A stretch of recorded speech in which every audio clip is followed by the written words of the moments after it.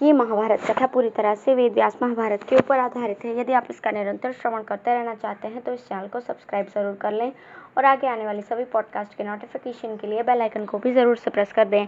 अब हम सुनेंगे दुर्योधन और भीष्म की बातचीत तथा भगदत्त का पांडवों से युद्ध।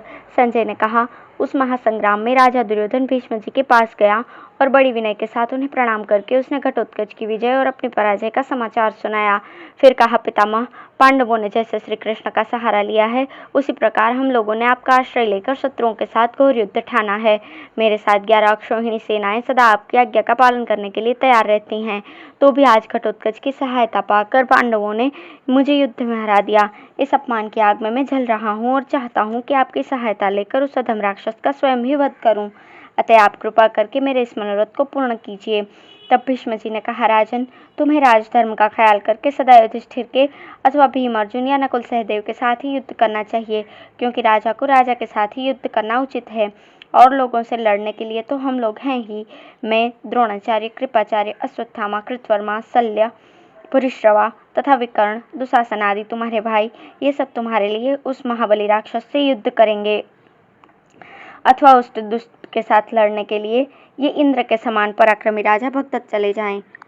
ये कहकर भीष्म जी राजा भगदत्त से बोले, महाराज, आप ही जाकर घटोत्कच का मुकाबला कीजिए। सेनापति की आज्ञा पाकर राजा भगदत्त सिंहनाद करते हुए बड़े वेग से शत्रुओं की ओर चले।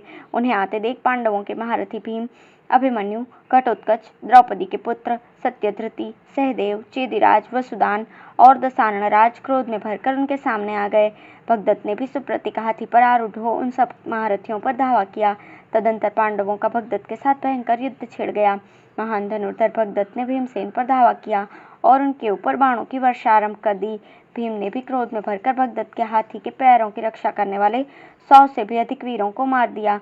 तब भगदत्त ने अपने उस गजराज को भीम के रथ की ओर बढ़ाया। ये देखकर पांडवों के कई महारथियों ने बाणों की वर्षा करते हुए उस हाथी को चारों ओर से घेर लिया, किंतु भगदत्त को इससे तनिक भी भय नहीं हुआ। उसने अमर्षपूर्वक अपने हाथी को पुनः आगे की ओर चलाया। अंकुश और अंगूठे का इशारा पाकर वो मत्त गजराज उस समय प्रलयकालीन अग्नि के समान भयानक हो उठा। उसने क्रोध में भरकर अनेकों रथों, हाथियों और घोड़ों को उनके सवारों सहित रौंद डाला। सैकड़ों हजारों पैदलों को कुचल दिया। ये देख राक्षस घटोत्कच ने कुपित होकर उस हाथी को मार डालने के लिए एक चमचमाता हुआ त्रिशूल चलाया, किंतु भगदत्त ने अपने अर्धचंद्राकार बाण से उसे काट दिया और अग्निशिखा के समान प्रज्वलित एक महाशक्ति घटोत्कच के ऊपर फेंकी। अभी वो शक्ति आकाश में ही थी कि घटोत्कच ने उछलकर उसे हाथ में पकड़ लिया और दोनों घुटनों के बीच में दबाकर तोड़ डाला। ये एक अद्भुत बात हुई। आकाश में खड़े हुए देवता, गंधर्व और मुनियों को भी ये देखकर बड़ा आश्चर्य हुआ। पांडव लोग उसे शाबाशी देते हुए रणभूमि में अपनी हर्षध्वनि फैलाने लगे। भगदत्त से ये नहीं सहा गया। उसने अपना धनुष खींचकर पांडव महारथियों पर बाण बरसाना आरंभ किया तथा भीम को 1, घटोत्कच को 9, अभिमन्यु को 3 और कैकेयी राजकुमारों को 5 बाणों से बींध दिया। फिर दूसरे बाण से क्षत्रदेव की दाहिनी बाह काट डाली। 5 बाणों से द्रौपदी के 5 पुत्रों को घायल किया तथा भीम के घोड़ों को भी मार गिराया। ध्वजा काट दी और सारथी को भी यमलोक भेज दिया। इसके बाद भीम को भी बींध दिया। इससे पीड़ित होकर वे कुछ देर तक रथ के पिछले भाग में बैठे रहे। फिर हाथ में गदा लेकर वेगपूर्वक रथ से कूद पड़े। उन्हें गदा लिए आते देख कौरव सैनिकों को बड़ा भय हुआ। इतने में ही अर्जुन भी शत्रुओं का संहार करते हुए वहां आ पहुंचे और कौरवों पर बाणों की वर्षा करने लगे। इसी समय भीम ने भगवान श्री कृष्ण से और अर्जुन को इरावन के वध के समाचार सुनाए। अब है इरावन की मृत्यु पर अर्जुन का शोक तथा भीम के द्वारा कुछ धृतराष्ट्र पुत्रों का वध। संजय ने कहा, राजन, अपने पुत्र इरावन के मारे जाने का समाचार पाकर अर्जुन को बड़ा खेद हुआ और वे ठंडी ठंडी सांसें भरने लगे। तब उन्होंने कृष्ण से कहा, महामती, विदुर जी को तो ये कौरव और पांडवों के भीषण संहार की बात पहले ही मालूम हो गई थी। इसी से उन्होंने राजा धृतराष्ट्र को भी रोका था।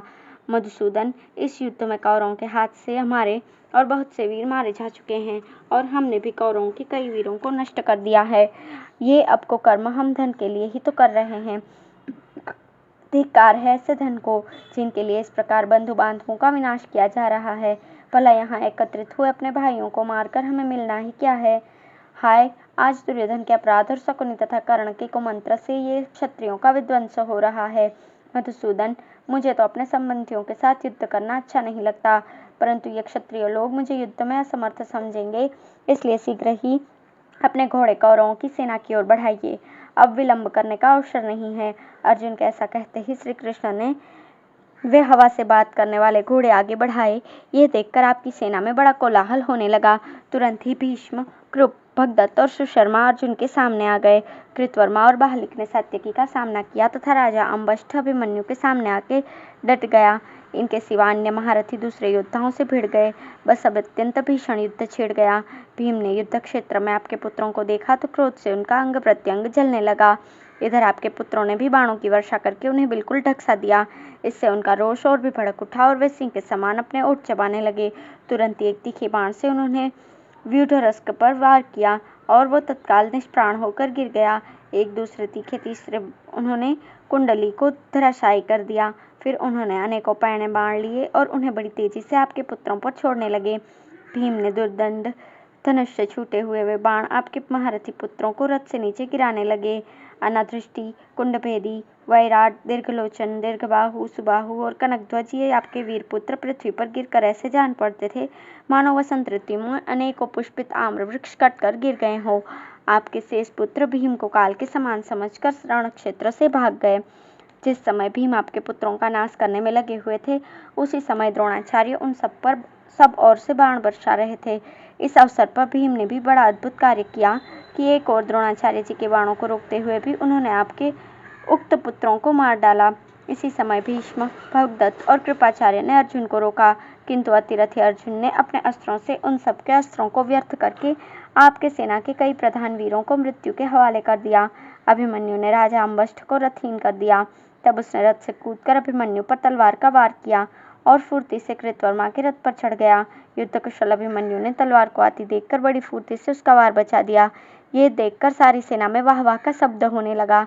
इसी प्रकार धृष्टद्युम्न आदि दूसरे महारथी भी आपकी सेना से संग्राम कर रहे थे तथा आपके सेनानी पांडवों की सेना से भिड़े हुए थे। उस समय आपस में मारकाट करते हुए दोनों ही पक्षों के वीरों का बड़ा कोलाहल हो रहा था। दोनों ओर के गर्वीले वीर आपस में केस पकड़कर, नख और दांतों से काटकर तथा लात और घूंसों से प्रहार करके युद्ध कर रहे थे। अवसर मिलने पर वे थप्पड़, तलवार और कोहनियों की चोट से भी अपने प्रतिपक्षियों को यमराज के घर भेज देते थे। पिता पुत्र पर और पुत्र पिता पर वार कर रहा था। वीरों के अंग अंग से उत्तेजना भरी हुई थी। इस प्रकार बड़ा ही घमासान युद्ध हो रहा था। आपस के घोर संघर्ष के कारण दोनों ओर के वीर थक गए थे। उनमें से अनेकों भाग गए और अनेकों धराशायी हो गए। इतने में ही रात्रि होने लगी। तब कौरव पांडव दोनों ने ही अपनी अपनी सेनाओं को लौटाया और यथा समय अपने अपने डेरों में जाकर विश्राम किया। धन्यवाद।